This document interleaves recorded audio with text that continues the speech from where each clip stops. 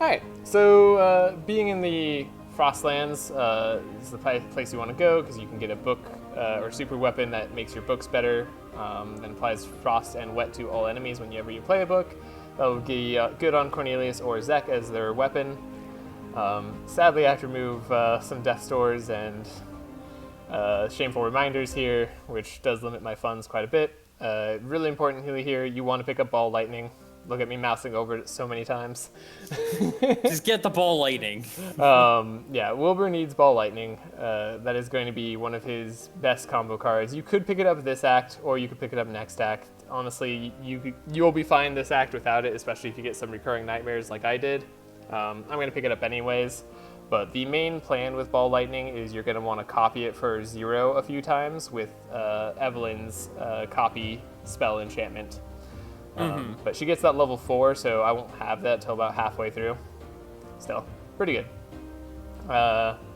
And here I need to cut out Wilbur's Reigns. I should cut out more by the end of the run because they're non-damage cards, and he can apply Wet by attacking now, which is way better. Getting rid of those flares. I still have Heat Wave, which is really funny, but... Are you gonna change it? I'm going to upgrade it because it still removes all frost, which will help with the dragon fight I guess that's true, yeah. if I have to take more hits. But at least I can play it now. It's not the worst card. Yeah. I don't realize it here, but I don't need the Forest Crown anymore because Cloak of Speed gives the exact same fast charges. I do want to buy Asmodeon Zek because it applies Mark and Slow, and I can do that on everyone if the trainer is available, which I did not see, at least on re-watching this, but I'm going to assume they're out there, hopefully. They normally are, if you don't have a pet by this time. Just not for my scout run. So yeah, I don't have too much more funds here, but I can get rid of a few cards that don't matter anymore. Curse of Fragility, maybe Drain Life. It just doesn't do much anymore. Like, I'm not healing that much off of it, and I rarely play it. It's nice when it works out, but in all other times, I'm usually playing other better cards. That said, I still want to draw as many Rains as possible, so getting rid of Curse of Fragility here, probably what I want to do. Yeah. Yep. And then I'm actually removing a Rain. I just said I want to play as many as possible. I realized, wait, I have Wets, and there's the monster trainer. So I will be able to get a purple Asmodee and slow the entire enemy team. If you did want to go fight the Rat King and you have that ladder event, you could go there and go through the crack. I, however, don't really care about doing that. So I'd rather just still take that path because I want to get this monster trainer. Which, by the way, like, upgrading any of the other guys is good too, but, like, doing damage to all monsters and applying Wet, that's what you want to do with Stormy. It'd be great to get a purple one. However, the Asmodee is probably a better choice because it gives slow on the entire enemy team, and as you've seen in the last fight, even though Zek is always going first, that's not true for all my other mages, which you really needed to be true for an Alpha Strike team. So, even though it also applies burn, that's usually not too much of a problem because you're trying to kill turn 1, and Wet removes all burn charges before it even applies a stack. So yeah, or at least I think it's before it applies a stack, or maybe it takes up 1 stack. We'll see right here. So they have 3 burn charges on them. How much Wet do they get? 4. So yeah, before it even applies a stack, Wet gets rid of all burn charges. So yeah, so it does do it. It just completely wipes it. Yeah, and you can see here too, now, without having to have any slow cards in Zek's deck, the squirrel who was going to go faster is now going slower than the rest of my team. Same with the owl too.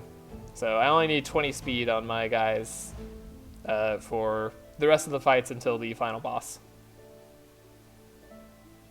Yeah, this is a pretty good example of like how much more powerful the run gets and how much stronger I feel like after the Hydra fight. The Hydra fight is a real pain. Now, like, there is variance in draw, and like the decks will perform better in some fights and worse in others. Like, I don't have a super consistent deck as I would like here, and Ball Lightning is going to be too expensive. And honestly not worth playing most of the time until I can copy it, which is why you don't have to take it at the start of Act 3. But if you want to have the ability to double it, you'll get it halfway through the act, so it can be worthwhile. And I don't do quite enough damage, but I don't expect to take too much damage for the course of these fights anyways, so I think it's fine.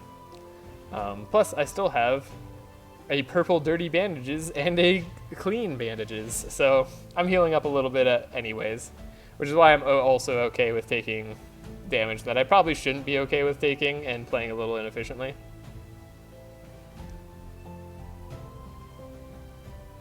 Yeah. And there's Winter Orb. Great pickup again. Because remember, it's not just Wilbur who's carrying, it's Evelyn too. Now that purple Drain Life. I know I just got rid of a Drain Life, but like... But purple. When I see purple, I just can't help myself. Was it the right play to do? No. Like, you shouldn't take that purple Drain Life. Like, but I did, because I'm silly. Now, Cornelius getting Flash Freeze is really good, and when monsters deal damage to me, shouldn't matter, because I'm going to kill them all first. At least that's the plan. Or I'm going to kill most of them first, and it's not going to matter. So... I'll reset the fight if I have to make sure that I do that properly. But a Flash Freeze here will really help out in any future floor fights. Not against bosses, because bosses can't be stunned. But, you know, bosses aren't everything. And as you can see, I've had to restart a good number of fights anyways, because even floor fights are tough for mages. Like, any fight could be my last.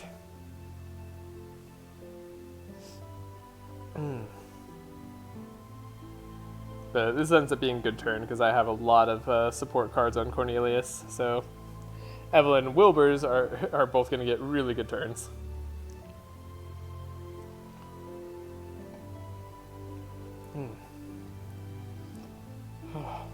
What's your favorite part about the Frostlands? Oh, like this act? Mm-hmm. Like, you know, it could be theming, it could be art, it could be... I mean, this might be your least favorite act. Like, I guess we could talk about that. Like, what's your favorite act? Easily my favorite act is the Firelands.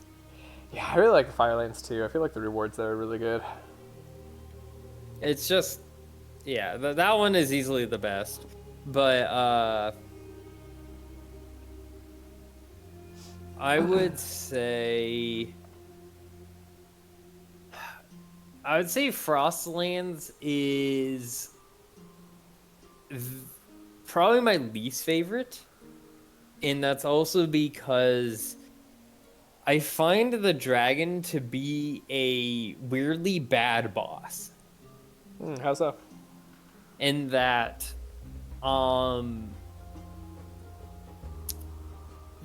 similar to the tree though, he completely invalidates a poison and bleed build. And I don't like things that completely invalidate. I agree. And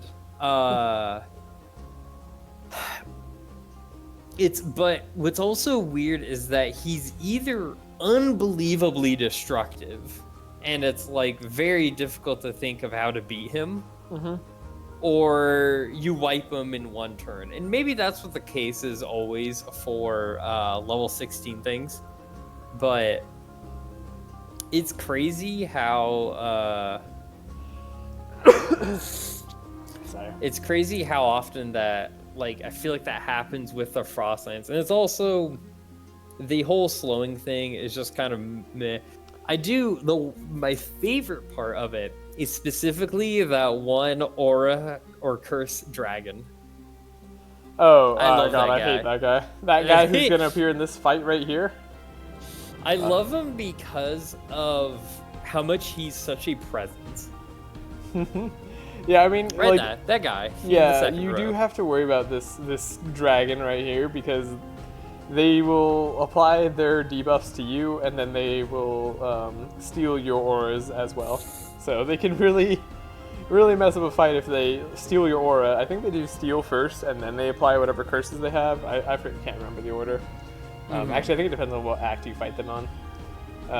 But like, basically, they can mess you up real bad if they steal like 50 bless or something. Yeah, they are Pretty quite much. the presence.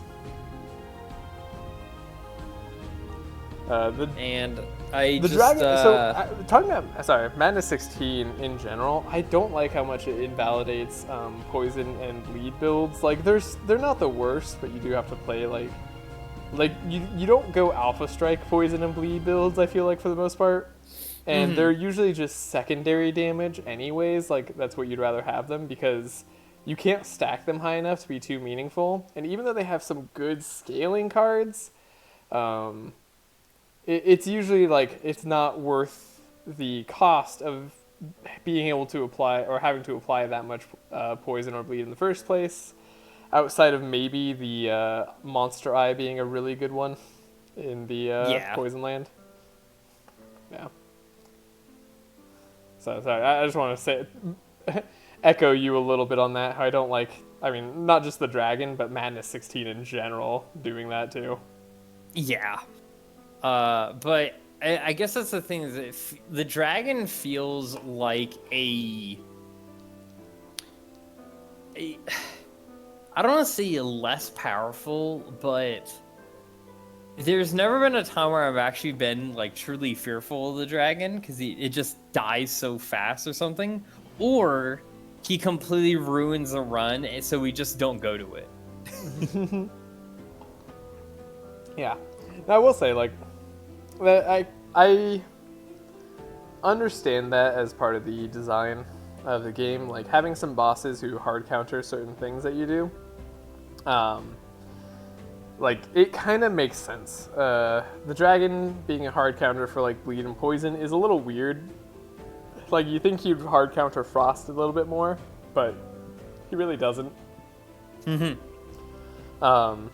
The fire guy also doesn't really hard counter fire, although he is much harder to kill in the Fireland.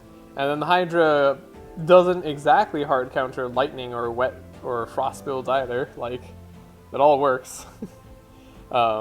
So you can choose your path and avoid one of them, but I think this game would benefit from more options.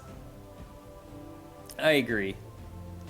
You know, obviously that's a lot of work and a lot of content, so like I totally understand why they wouldn't. Like I'm already happy with like how much there is to explore, and adding an entire another act would be one, a lot of work to just try to make and get in there, and then two, have huge implications on the rest of the gameplay. So I totally understand the decision not to. But man, would I love it. And here I'm killing the archer because I don't want them to go first.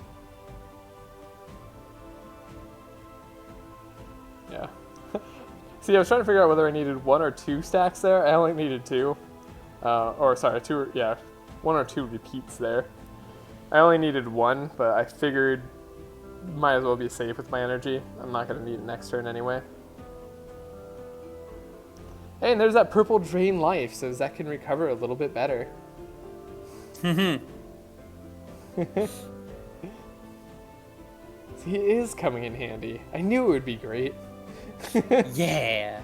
Yeah, again, totally the wrong pick. It ruins your consistency a little bit for what amounts to a very modest heal.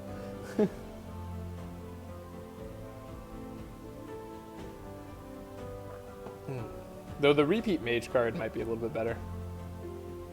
The repeat heal card, I should say. Uh-huh. Yeah.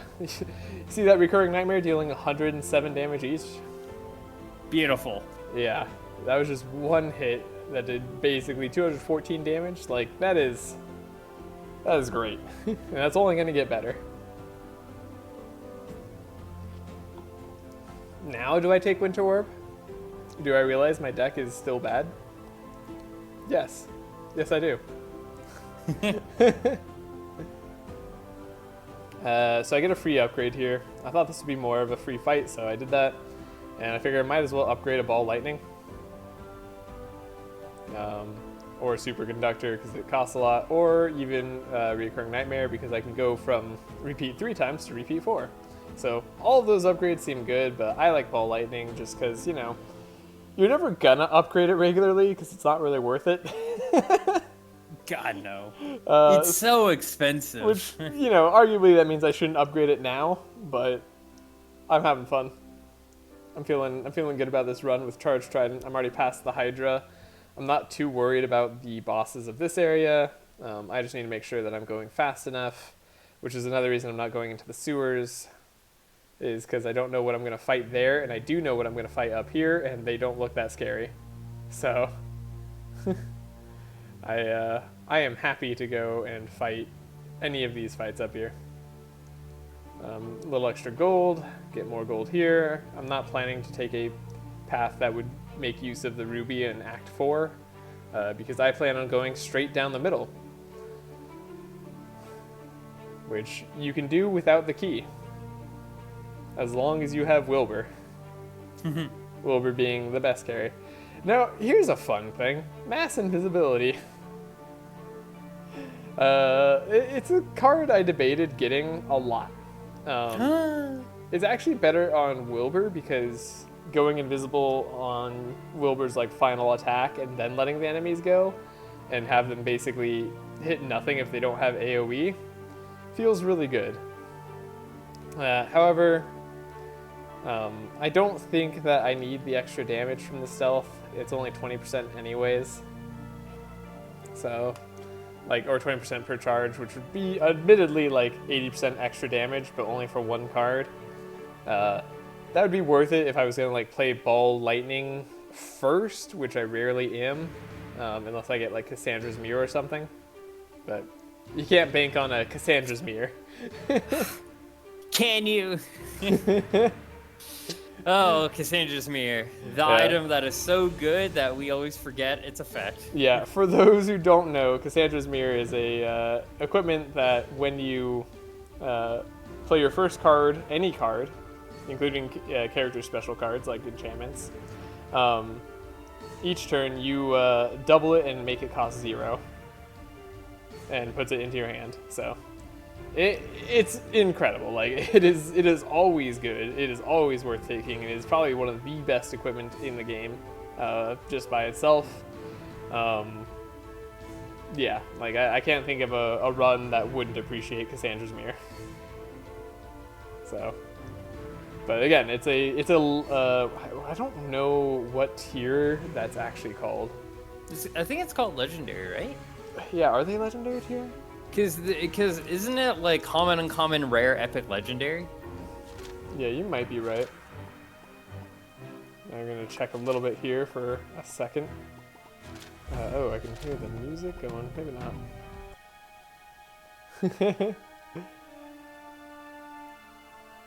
So, yeah. But as you can see here, this is a good example of a turn where having... God, that mage surviving by a little bit. Like, I was really lucky with the turn order there, and Sparks applying more spark to the other enemies, so... Yeah, that's how you killed them all. But yeah, having that stun made it so I didn't have to take any damage. Where ordinarily, like, I would. At least from this very first guy.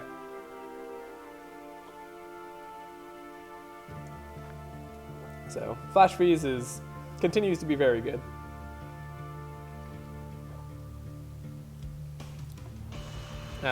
Fun thing about going this path too, since I'm going to the Frostlands anyway, is you can complete Gustav's request. Neat. That's kind of neat. Yeah, like, I thought about fighting the Dracomancer, getting a good cold weapon, but wasn't really sure how worth it is. Shatter, really good damage on Evelyn, definitely worth taking. Ball Lightning. Do you take a Ball Lightning on Cornelius? What do you do, buddy? You have a little time to ask. No. No? Alright. No. Are you sure? Because, like, he does just as much damage as Wilbur would.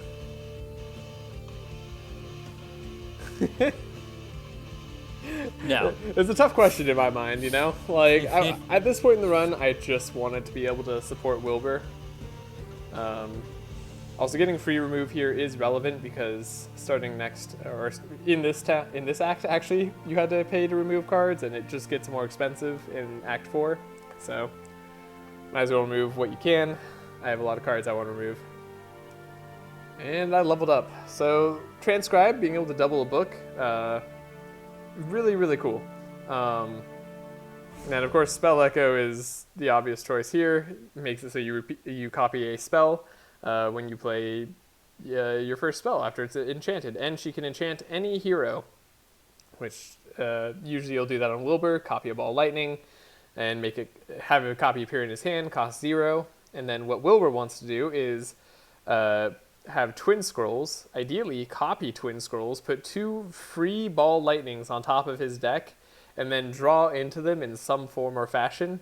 So you could play up to 4 Ball Lightnings in 1 turn, which should kill just about everything. But that's the plan. Whether that works out perfectly remains to be seen.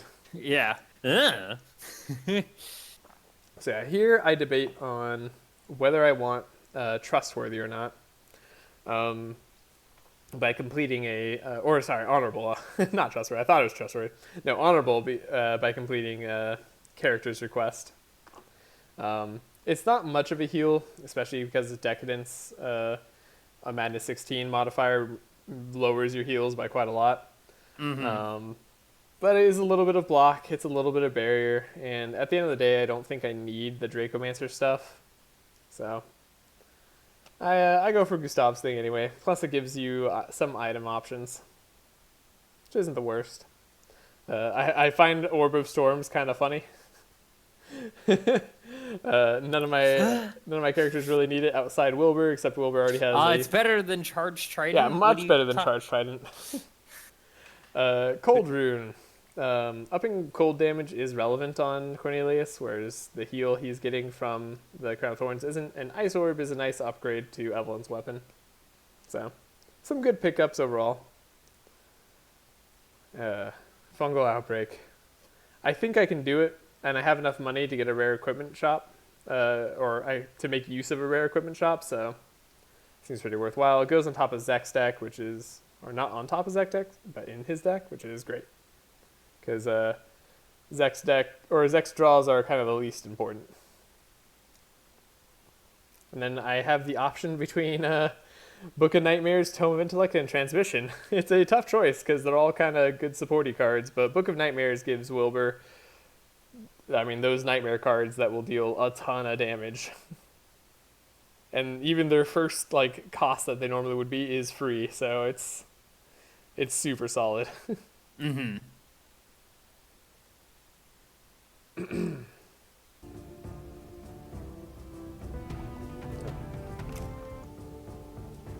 Let's go back. Now again, the stun card ends up being super useful. Now I only have to focus my damage on 3 targets, which with reoccurring nightmares I know I can do a lot more viably, although Spell Echo makes me want to do Ball Lightning if I can and get a copy of it. So this is almost like Evelyn's perfect support turn. She's not doing a lot of damage by herself, but she is giving Wilbur a huge buff. Can Wilbur make use of it? Now, remember the first spell I play is copied. But, unfortunately, I don't have my Twin Scrolls. Oh. So I can't copy Twin Scrolls, put 2 Ball Lightnings on top of my deck. I have no way to get to it. You can't go crazy. No. You can only you can do pretty good. I can go pretty crazy, but I can't do, I almost have the perfect turn. And it would be the perfect turn if I had, what's it called? Bookmark, I think it's what it's called. Yeah, Bookmark. Yeah, where I can search for a book and it starts in your opening hand, so. No, it's Bookworm. Or Bookworm. Oh, okay, I'll be getting Bookworm later. But I still opt for the Ball Lightning because it's fun. And I didn't play the Rain there because I would have copied Rain and I didn't want to do that. And yeah, I'm like, I should have enough damage to kill 3 with Ball Lightning, even if it hits randomly. And that worked well. Everything's dead. And that's just 2 Ball Lightnings. They've been tempting me with Superconductor and Ball Lightnings all this time. And like on other characters, and I'm like, you know what? Fine. Ball Lightning is just good. It'll do a ton of damage for the times where I do want to play it, and Cornelius's deck is still kind of bad. So, an upgraded one, fine. You sold me. Here's that super awesome item shop I got, which has another Orb of Storms. Woo! Dude, you could have had a purple Orb of Storms. What are you doing? Yeah, spoilers, nothing here is better than what I have. Spoilers. Yeah, so unfortunately the shop didn't end up paying out, but oh well. Now, the dragon, like you mentioned earlier as we were talking, I'm not too worried about. Also, fun fact, 24 speed is how much you need to outspeed the dragon with the frost on you. Because it brings you down to exactly 21, which is his starting speed. Now, this is a very good start. Wait, I can't play Vanquish. Yeah, no. Book a Nightmare. Give me the best single target in the game? Yes, please. So all I need to do is really apply a bunch of wet, and yeah, then Bob is your uncle. Oh my god. I don't know if you want to enlighten anyone Bob's about that. uncle. Stupid. Not a phrase. So, my buddy here feels like Bob's your uncle isn't a phrase that people use, but I've heard it a lot, and I believe in it as a phrase. Not that it takes my belief, but it's definitely a thing people say. Yeah, I've heard it like once or twice, near one of those onces or twices. So I drew both Recurring Nightmares, really good damage. I have Overload. This, I didn't get a Spell Echo, which would have been even better. But this turn is so solid.